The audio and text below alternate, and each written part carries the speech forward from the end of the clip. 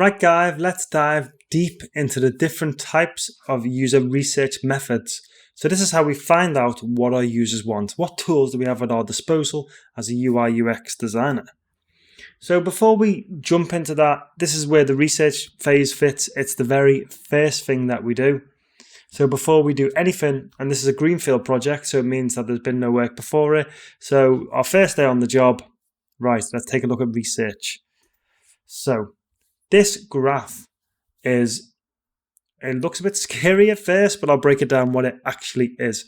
So this is it's a four-way chart, and it is up and down. Let's say what people do at the top is behavior. So at the top of the chart, this is more behavioral, and at the bottom of the chart is more what people say. So all the blue dots are actual different techniques that we can use in user research. So the higher up the chart they are, the more looking at what people are doing. And the lower down the chart is more objective and what people are saying. Things on the left of the chart are qualitative, which means they're in-depth, and we do them more one-on-one. Things on the right of the chart are quantitative, and that means that there's many. So let's just take a look at what's on here. So in the top right, we've got analytics. So analytics is high because it's what people are doing on the site, and it's on the right because loads of people are using the site, so it's quantitative. On the left-hand side, in the very bottom, we have interviews. So they're attitudinal because they're what people say, and they're on the left because they're qualitative, which means that we spend quality one-on-one time together with people. So the same level of interviews, if you go right over to the bottom right, is surveys, and that's still what people are saying, but it's quantitative, so there's many. So you can refer back to this chart. It's in the PDF associated with every lecture, and you can have a look and you can choose which ones you want to do. We'll go through a lot of them. But if you're ever in a professional environment and you're wondering where to start, then this chart is really good to start. So let's take a look at attitudinal. So this is what people say. So user interviews. So what are user interviews? So these are really good one-on-one, in-depth kind of chats between you and a user. So they're very, very fun to do as a designer because you get to actually meet people. They're rich, humanized, and it's really good just to talk to people who use your product. So user interviews have been some of the funnest things I've done. Wherever I've worked in the past, in some big companies like the BBC and in Barclays, they had in-house testing facilities. So this is where there was a room set up. It looked like a living room. You had customers come in and you'd have a chat with them. Maybe you'd test a few things out of the product, but you can really dig. You might have half an hour with someone. You can really dig deep into what the user's problems are. You can inquire as much as you like, but interviews are great just to understand the customers and what they want. And because you yourself, when you design things, you might not be an actual customer or an ideal client for that product, and that's perfectly fine. I've designed things that I wouldn't be. Like I used to design Vogue magazine, and I'm not really into fashion that much, but because I had user interviews and the company used to get people in, I was able to talk to them, and then it helped me design things for them. So you don't need to be into what you're designing, but you really need to understand what your users are looking for, and interviews are great. So along this, I'm going to share some resources where if you had the funds, a lot of these are paid for, you could do them. So userinterviews.com is a great resource. Like when you get a job, just refer back to this document if you ever asked to perform a test or something. What's great about userinterviews.com, you can see it's used by teams like Amazon and Spotify, so it's legit. They actually get participants for you. So you'll pay a fee. I can't quite remember what the fee is, but they have a pool of, 2.8 million participants. And it takes an hour really to get matched up. So you can search, say this was a real task and we were doing the farmers market, we could search for people who, were fans of fresh produce or something. You can filter your audience. We could filter it by, if we wanted to do in Atlanta for say, we could filter it by that. So there's 3 million people on there, so you can knock it down to what your target audience is. So that's great. Then a diary study. So a diary study is a research method where a user will use your app, and then they might have like another app on the phone where they'll open it up and they'll kind of keep a diary of when they use your app, what pain points they're having over time. And it's a real great way to provide in-depth and identify areas for improvement. So Indemo is another online diary study platform, basically, where the users can sign up. It's used again by massive companies like Google and Spotify. And then when I was at the BBC, we actually used a diary study to see how people were using bbc.co.uk. And from that, you can learn. You might see a lot of people have similar ideas. Here's an example, actually, of a diary study. So this is from Indemo. You can see throughout the day at different times they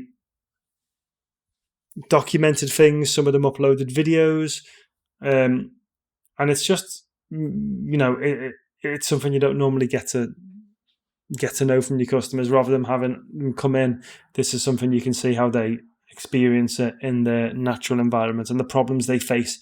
They can record it and show you the actual problems. So a focus group, this is where you've got a moderator and you lead a discussion around people coming in. It's good. It's quite human. I really like group things. I really like people coming in. It's not as in-depth as one-on-one interviews. It's a bit more qualitative. It's kind of a mixture between qualitative and quantitative. But sometimes there's focus groups that you get come in and you might talk about a certain subject.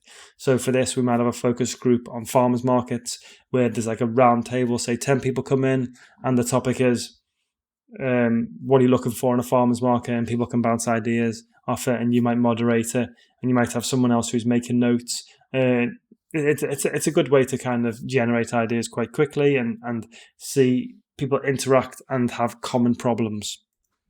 Then we've got surveys. So surveys are they're quantitative, so they're the first quantitative thing we're looking at, and they can basically give us a lot of statistical information. So surveymonkey.co.uk is one that I've used before. So you'll see a lot of people, a lot of websites have surveys to see satisfaction levels for how they're doing. SurveyMonkey is great because you can embed it on your website. You can send it to an email list. You can get them to have participants. But, it's another great market research tool, really, that you can use. But there's other big companies who do surveys online. I always go on Trustpilot. So if you ever use trustpilot.com, you can type in a company's name or a website and it will give you authentic reviews. And you can see how legit the company is. So for this, you could type in surveys and it will spit up all the best survey companies. So a 5-second test.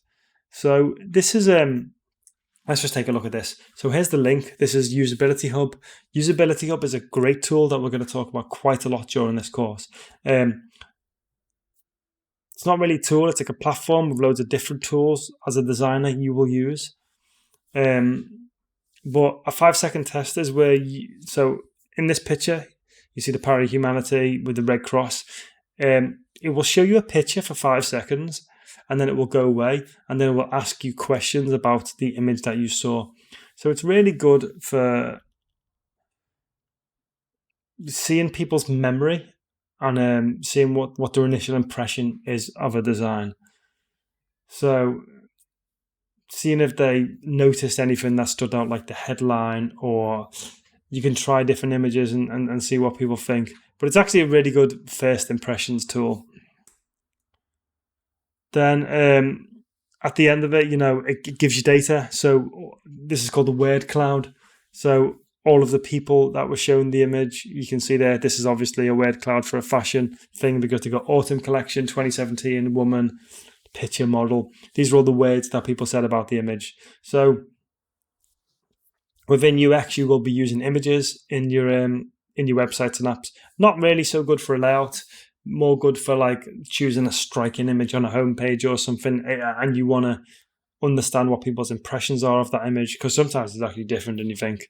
So it's always good to test something out first. But 5-second tests are great. So let's take a look at behavioral tools now.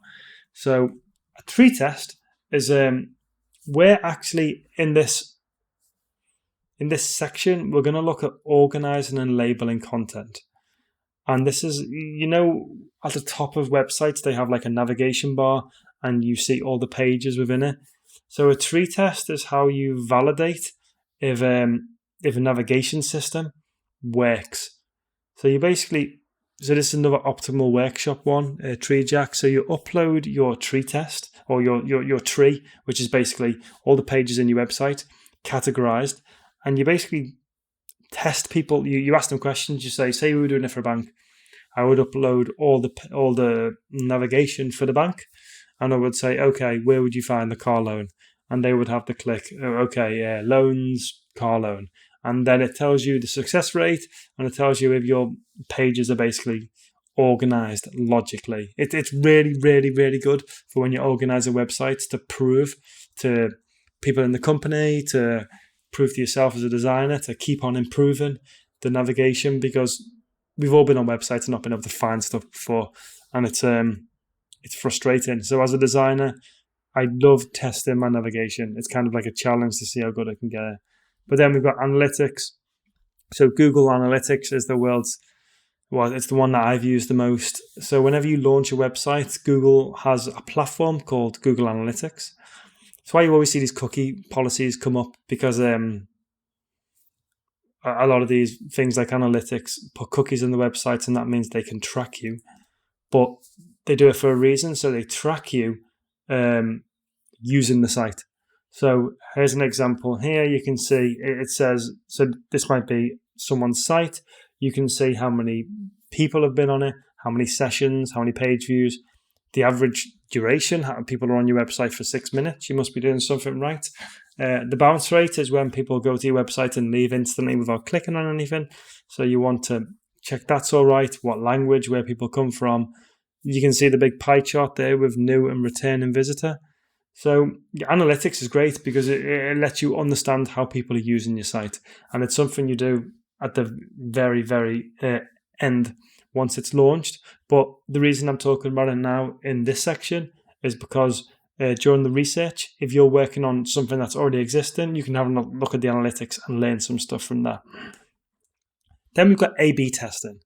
So A/B testing is where we directly basically compete head-to-head two different designs and see which one wins. So when I was in Barclays, there was a team called Test and Target, and their job was basically to take a page within the banking website and improve certain metrics on it. So you will be so surprised by how just changing a button color can affect a click-through rate of something.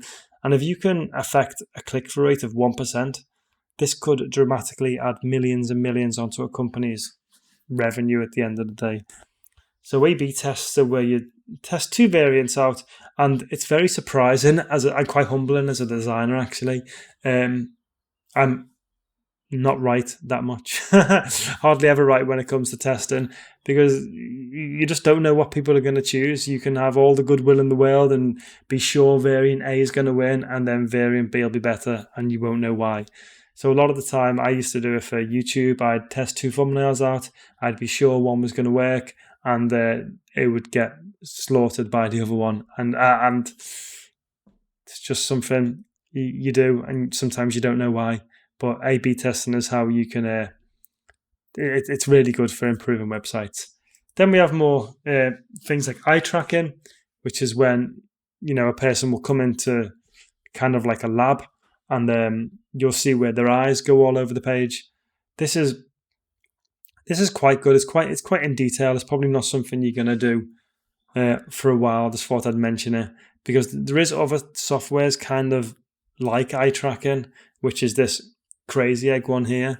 So they do heat maps, which is where your mouse actually goes over the page, and most of the time the mouse follows your eyes. So you don't need to actually have eye tracking. You can have heat maps from someone's mouse. But Crazy Egg is a brilliant analytics thing to install on your website, They do all things. So they do like A/B testing, analytics like Google, heat maps. They even record sessions so you can see a person using the website and find out loads of things. Like I actually found out one of the websites I had kind of like a virus on it. I was watching a recording and there was like a pop-up that came up and it wasn't something that I'd installed. So then I was able to track it down and locate the bug, and that was only through recordings. So I hope that was a good introduction to all the different user research methods.